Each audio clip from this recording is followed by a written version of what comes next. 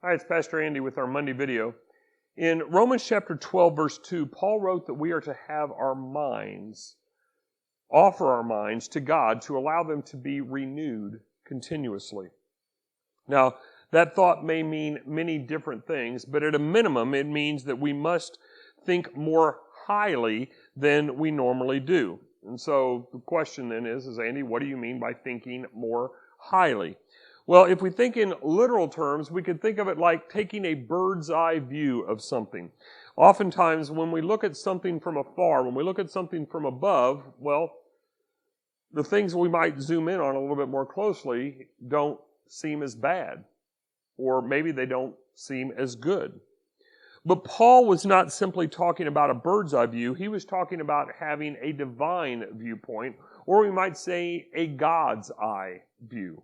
Now, we're not perfect in any way, and so to truly have our minds become like God's mind is fully impossible.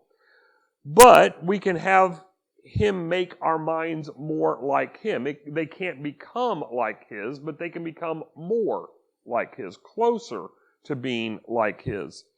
And so in Romans 12:3, which was the beginning of our focal passage this week, Paul says that we should not think so highly of ourselves. That is, we should not compare ourselves to others and think that we are so much better than they are. Most everyone is guilty of this in some way, and unfortunately, such thinking happens within the church as well, which is why Paul had to include such a statement in a letter to a church. Now, specifically, the Gentiles in this audience, many of whom would have had a Greco-Roman background, Greece and Roman background in some way, shape, or form, believed themselves to be superior to the Jews. After all, the Roman military dominated most of that region of the world. The Greek philosophers who were prevalent in Paul's day were simply carrying on a centuries-old tradition, which included people such as Socrates, followed by Plato, followed by Aristotle, and many others. So the Gentiles were wise from the Greek aspect.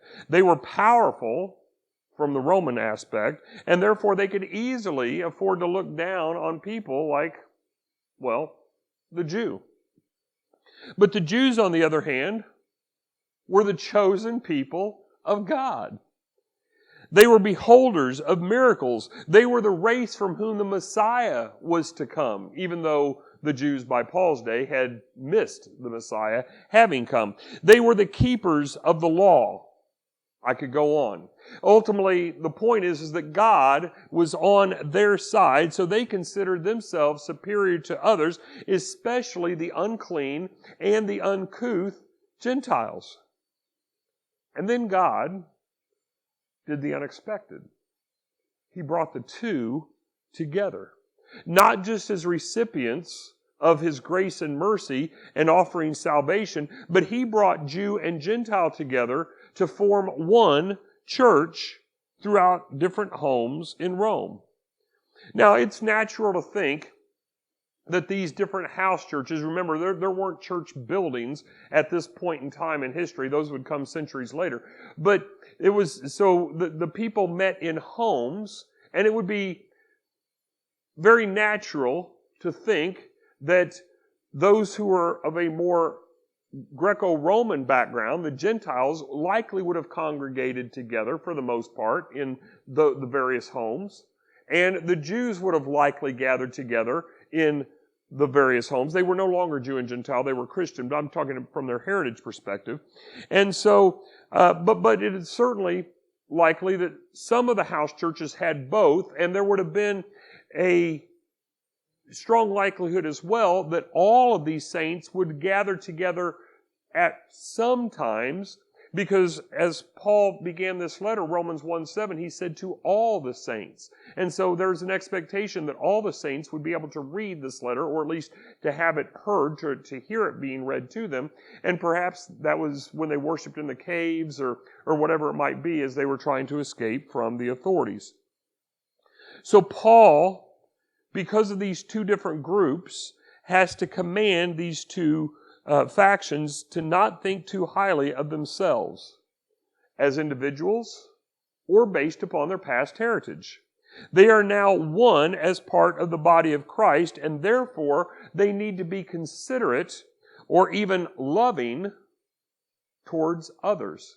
We see something very similar, by the way, in Philippians chapter 2, verses 3 and 4. Paul uses very, very similar language there. So if the people are not to think too highly of themselves, then what are they to do?